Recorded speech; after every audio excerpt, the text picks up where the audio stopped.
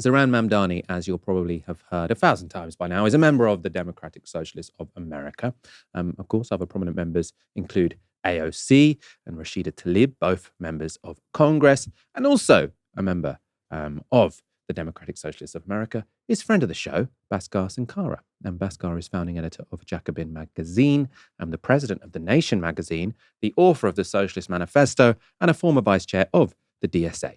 And I caught up with him earlier to discuss Mamdani's win. Bhaskar Sunkara, thank you for joining us. Is this a good day to be a South Asian Democratic Socialist New Yorker? Yeah, I think it's a good day to be a socialist in the city. And I think it's a good day to be a New Yorker. I think that there's something really special about the fact that Zohran Mamdani was subjected to the most negative campaign that I could remember, especially in a safe blue district, a Democratic Party district. And he came out of it perfectly. He was tested at every single turn with this race, and he just handled it incredibly well. And right now, we're still waiting for the final vote tally, but it'll probably be around 51%. So it'll be a clean majority in a three-way race. It's really nothing to sneeze at. And I mean, there's lots of debates about sort of the meaning of his win, which we'll get onto in a moment. I suppose the thing that everyone agrees on is that he is a very charismatic, effective, talented politician. And I suppose there are people from actually all wings of politics everywhere sort of saying, where can we find someone like this? And I know sort of, the ins and outs of the Democratic Socialists of America well. You've known of Zohran for a while. How did that happen? How was he found? How did you get this process where someone who was a charismatic, effective communicator, who, let's be honest, aren't always that easy to find, managed to rise to the top in this case? Well, there's several candidates that the Democratic Socialists of America have run that you could say we were recruited and were found. Zohran's a little bit different in that Zohran was a cadre of our organization. He joined DSA. He was involved helping to lead canvassing efforts.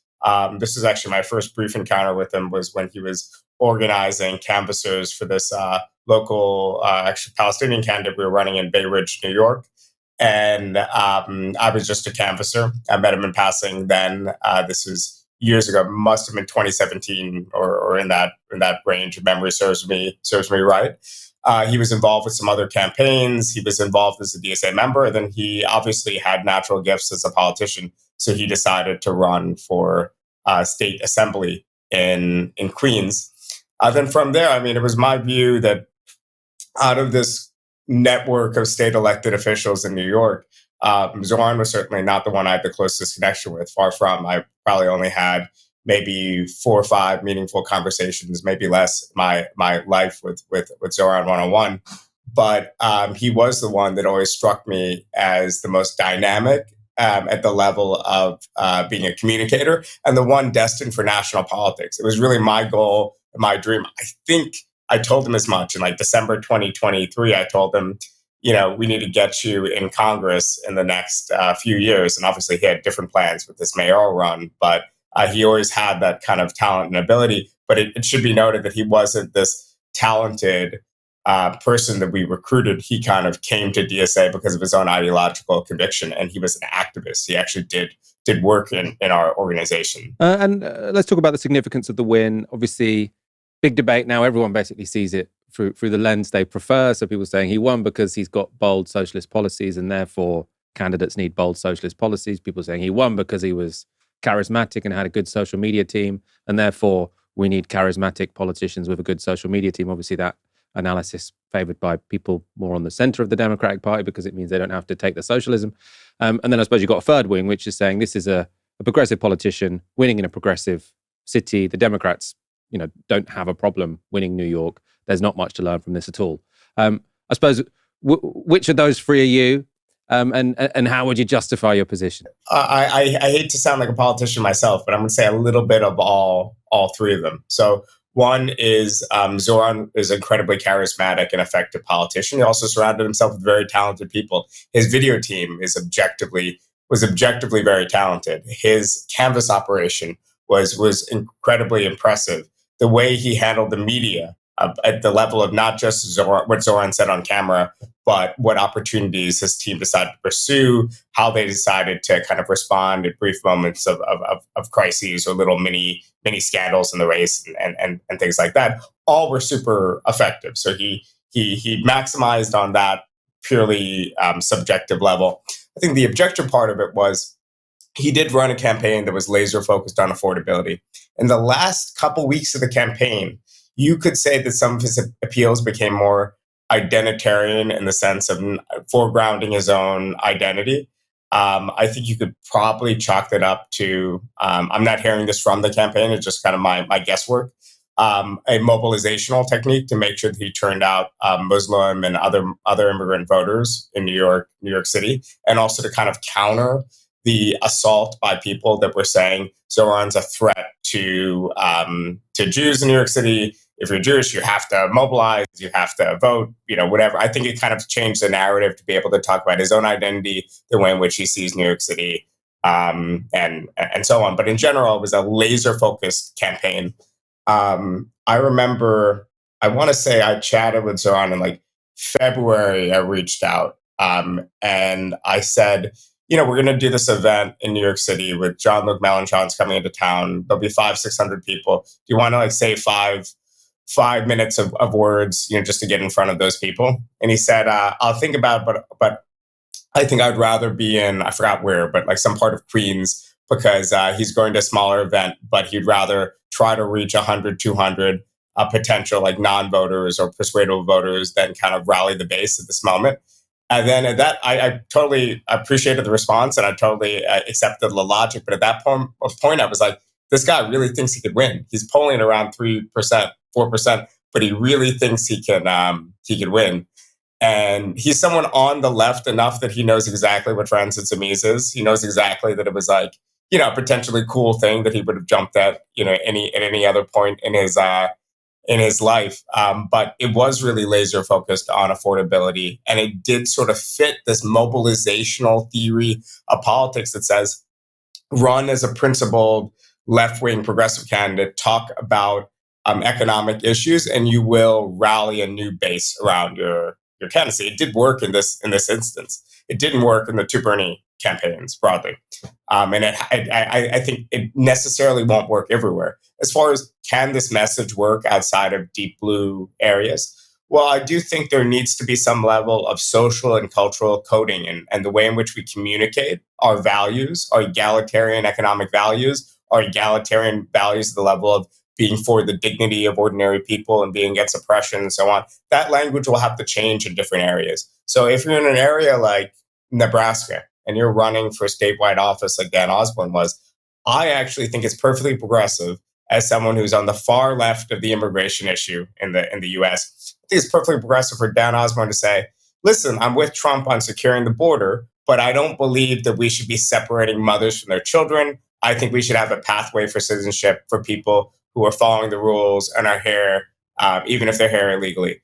That to me, in a deeply pro-Trump, plus 14 or so percent pro-Trump area, is incredibly progressive. And I won't get on Dan Osborne because I disagree with this, that, or that approach.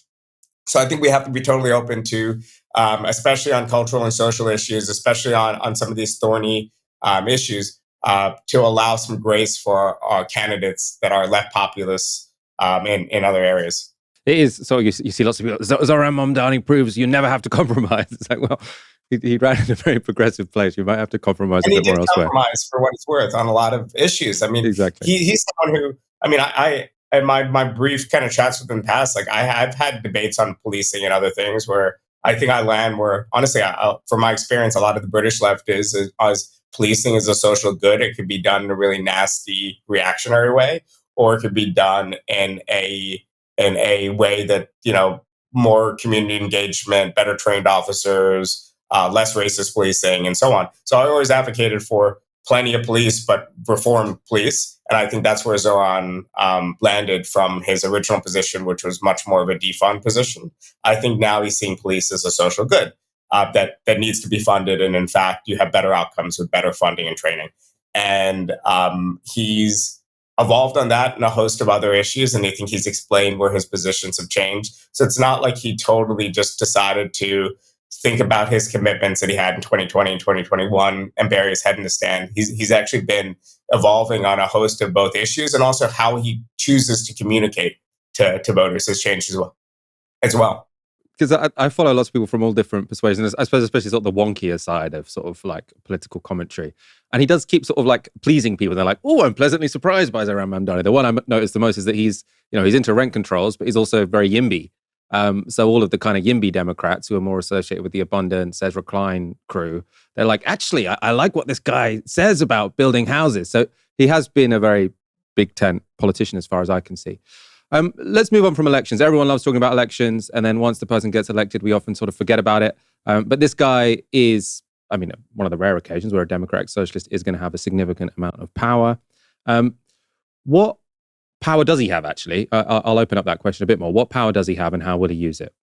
Yeah, so I'm actually working on a issue of Jacobin precisely on this kind of what Zohran can do in power, the promise and limits of municipal socialism. It should be out next month. So I don't want to step on the more detailed analysis of kind of the experts we have in there. But I would say that the mayor of New York is a powerful position.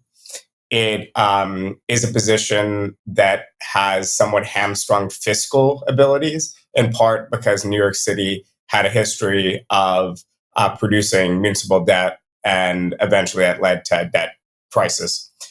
So I would say that Zohran has significant power. If you want to take the three things in his campaign, core campaign pledges: one, freeze the rent for rent stabilized apartments. First of all, he's acknowledged that freezing the rent is only a temporary measure that can provide some relief, but ultimately you do need to create supply. Zohran, if he had full power, would be creating a lot of public and other forms of cooperative housing, in addition to making it easier for private developers to build, then also redistributing some of the housing stock through affordability programs. But he doesn't have a lot of power and discretion there. So that's more of a demand that he's putting out because he believes in public housing as a good, and he thinks that New York should have public housing like they do in other places with very finite amounts of land, like Singapore.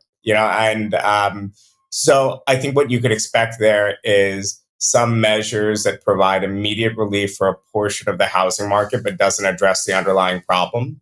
But in general, more pro-growth, pro-development policies that will hopefully address some of the problem in the years to come. But he'll definitely be able to deliver on the freeze the rent clause.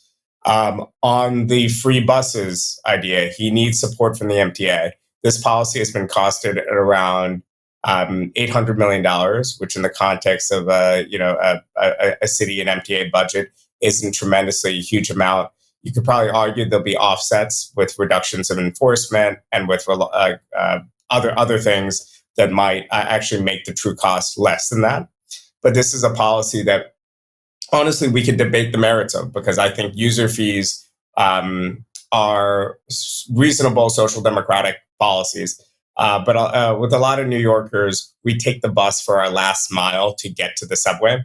So we pay once and then we get a free transfer. So I have to dig into the data a bit more. I suspect that the true cost might be significantly less than 800 billion. But he needs to push for this. He's going to have to get some approval from the MTA.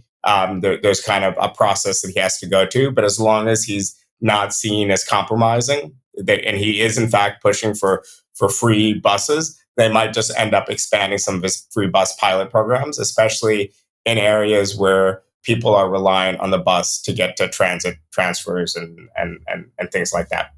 On the next kind of most important pledge of the Zohran Mamdani campaign on childcare, this is where I actually have a lot of hope. So New York City has universal childcare from ages 4, 5, and 6. There's a pilot to expand it to 3. It really should be expanded to 3 technically, but right now 3 is means tested. So I think what you'll see is Zohran will be able to get 3 to be universal. He'll need support and funding from the governor of New York State to do it. The governor, Kathy Hochul, is a centrist governor, but from Western New York. but she's campaigned with Zohran Mamdani. She really doesn't like Andrew Cuomo. Like a lot of people, our former mayor Bill de Blasio was also campaigning with Andrew Cuomo. He's a man who walks into a room and just creates more enemies than friends. But I think with the support of the governor, that's definitely on the board. So then, if you imagine a scenario where the crime rates stay low, or at least in line with national trends, which are declining, you have some sort of stability with the budget, despite Trump's attempt to cut federal funding from New York City, in part because of his support from the governor. You have some expansion of universal childcare. You have an immediate rent freeze for the around 2 million apartment units, I believe, that are rent stabilized in the city. I have to double check that number. It might be 2 million residents of those buildings. And you have some sort of progress in the bus direction, just because it was a major part of his campaign. I think that'll be a successful campaign. I think people are looking for him to succeed on the left, for what it's worth. I don't think people expect something radically different. Yes, but I mean, I suppose it's also, I'm thinking, I know obviously there'll be people on the left saying, it's not radical enough, but I'm thinking more, if there are people on the center who get to say this is how progressive government works, it's terrible, or if they can say, well, fair play to him, it seems to have gone quite well. I suppose it strikes me that he is a very pragmatic person, so he is going to be very open to that. Because again, I know that progressive governance in many American cities has got a bit of a bad rep, often because people say the mayors aren't interested enough in issues of sort of social order. I did kind of have that. I mean, maybe I've turned into a really grumpy old man at a very young age, but even the free buses, I was thinking, when we used to have the free bendy bus in London, it wasn't officially free, but it was basically free. You would get more kind of people taking drugs on it. It's obviously somewhere you can stay warm if you're homeless. Now, obviously, all power to homeless people who want to stay warm. But these are the kind of things that I can imagine people say, this order is broken down in New York. And I suppose, do you think that he's very alive to that threat, that sort of people are going to want to paint him as someone who is soft on issues of law and order, social order, it being a sort of safe feeling place to walk around? Or do you think that could be his undoing? I think that he's very alive to that, as a visible manifestations of order is important. I don't want to sound like you. Like, I don't want to sound like an advocate of broken windows or something. But I do think there is obviously a way in which, the problem with kind of the broken windows style theories is it always put the onus on teenagers, on kind of the poor, on especially racialized, communities, and saying, oh, they're creating kind of disorder in their own communities, as opposed to thinking about capital disinvestment or bad landlords or other people creating disorder. But it actually objectively is worse for your day if you're passing through a street that's filled with trash, or an area that clearly isn't getting public support and investment, or clearly where capital doesn't value enough to invest. So I actually think that those visible manifestations of order, like clean streets, like snow removal that's prompt, like clean buses, like not having people who need housing in shelters and other forms of housing, and not reliant on the public transportation system, which should have an entirely different function in a society, are all important. By vibes alone, I think Zohran gets it. Like I said, it's sort of one of those things where I saw his evolution on some of these issues, and now I just up close to some degree, or kind of in a wider milieu of democratic socialists thinking through these things in New York. But now I just see it through the media, mostly. So I could just guess the ways in which he's evolving on some of these issues. But I think he's acutely aware that he needs to deliver there. But I would say that New York City is a very safe city at the moment. So it really is just the manifestation of this is the lowest year for gun violence in New York City in its history. So it's really just a manifestation of order that I think will be important for people to see, and especially if that's combined with compassion and with a goal to make sure that we're a city that looks after the most vulnerable. I think we'll be in good shape, and I think he's exactly the right type of politician to manage that going forward. Let's take a step back It's going to be sort of my final question for you as well, which is New York, obviously, sort of, if you were to pick one city in the whole world that sort of represents global capital, you would say New York, now has a Democratic Socialist mayor. Is that significant? I mean, I suppose on the face of it, he doesn't control Wall Street. He controls buses and the police. But is there significance beyond New York that New York is run by a socialist now? I'm going to give you a pessimistic answer. Not a pessimistic answer, but obviously New York City is an incredible place in the context of the US for many reasons, but one of which is it's a little island of social democracy almost within a sea of hyper capitalism and lack of investment. By that, I mean, both my parents are public sector unionized public sector workers. There was several years of my life, my early 20s, when me, my mom, and my dad were all members of the same public sector union. Unionization levels are above 30% in New York. Almost none of us, or a good majority of New Yorkers, don't have cars. We walk or take public transit everywhere.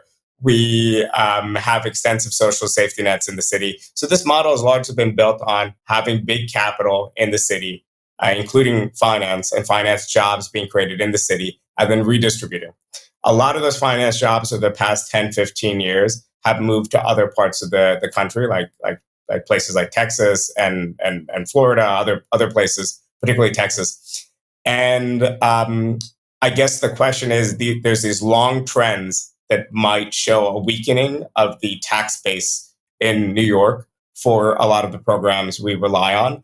I don't think Zohran necessarily is going to accelerate those trends, because I don't think JP Morgan is making sweeping decisions based on one mayor with like fairly limited, in the grand scheme of things, power. But I do think that he could be blamed for a continued trend, even though, again, the trend started quite a bit earlier. And again, within capitalism, we're reliant on capitalists and rich people to get taxed and use that tax to redistribute to fund our programs. Also, it's worth noting that New York City is, one of the most important cities in the world, certainly the most important city in the US, but we're not the capital. And we're also a lot less important.